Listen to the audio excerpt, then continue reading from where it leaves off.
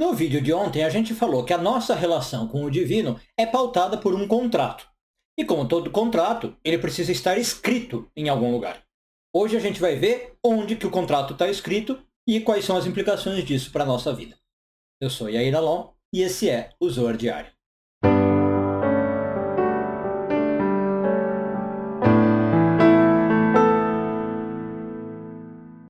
Essa semana continuamos a ler a porção de Bechukotai, hoje focando nos parágrafos 52 e 53 do Zohar, nono ano de leitura.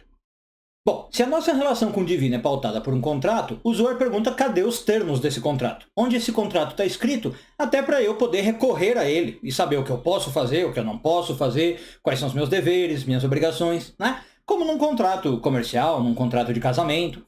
Bom, e aí o Zohar diz que, obviamente, acho que a resposta é meio óbvia, o contrato é a Torá. Então, quando Deus aparece no Monte Sinai para Moisés, para os israelitas e dá a Torá, ele mesmo fala isso. Aqui eu estou estabelecendo um pacto com vocês, um acordo, um contrato, e o acordo é a Torá.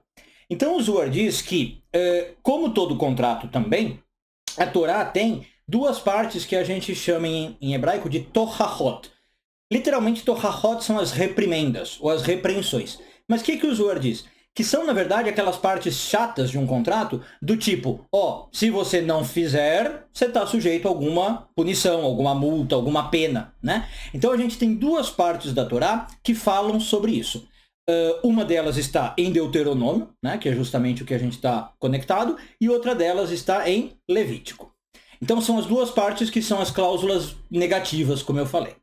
Bom, agora, apesar de serem negativas, aparece um sábio do Zohar, que é o Rabi Hia, e fala o seguinte: elas são negativas porque, né, se você não cumprir, você vai receber algo negativo. Mas no fundo, elas são boas. Por quê? Porque elas podem justamente te fazer querer cumprir o contrato, né? Quando você começa a ler lá tudo que você tem que fazer caso você não cumpra o contrato, você fala assim, poxa, é tão pesado que eu prefiro cumprir o contrato, percebe? Então o Rabi Hia vem quase que olhar a metade cheia do copo, né?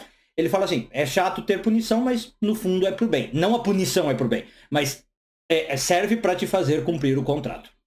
Bom, e aí o Zohar diz que então, essas duas partes aí, Levítico e Deuteronômio, sem entrar muito em detalhes, também estão ligados com Gevurah e com Yesod. Gevurah é a Sefirá geralmente associada na Kabbalah a isso, né? Quando a gente é julgado, quando a gente é punido, quando a gente é repreendido. E a Sefirá de Yesod, que é uma que particularmente rege o nosso mundo de Malchut. Bom, aí então o Zohar termina dizendo que quando a gente quer saber como se relacionar com o divino, como se relacionar com a espiritualidade, como eu falei, quando a gente está em dúvida na minha relação, o que eu posso e não posso fazer, eu tenho que ir para a Torá. Porque a Torá, então, é esse contrato. Então, é como se fosse as folhas ali do acordo, tá? E que ali tem tudo que eu devo fazer, tudo que eu não posso fazer. E, portanto, a ideia de que a Torá, não só um contrato, é um guia, né? Um guia de orientação para a relação do melhor modo possível. E, obviamente, que a gente está falando aqui de relação espiritual, tal, mas, na verdade, a Kabbalah reconhece que a Torá também é um guia para a relação humana, para a gente viver aqui no mundo, né? Porque, de certo modo também, quando a gente está se relacionando com o mundo, com os outros, com as pessoas, também estamos nos relacionando com Deus. Afinal, tudo foi criado por Deus. Então a Torá é um contrato barra um guia, barra um manual de instrução, se você quiser pensar assim, onde tem todas as informações como a gente pode viver melhor a nossa vida. Um bom dia a todos e tudo de bom.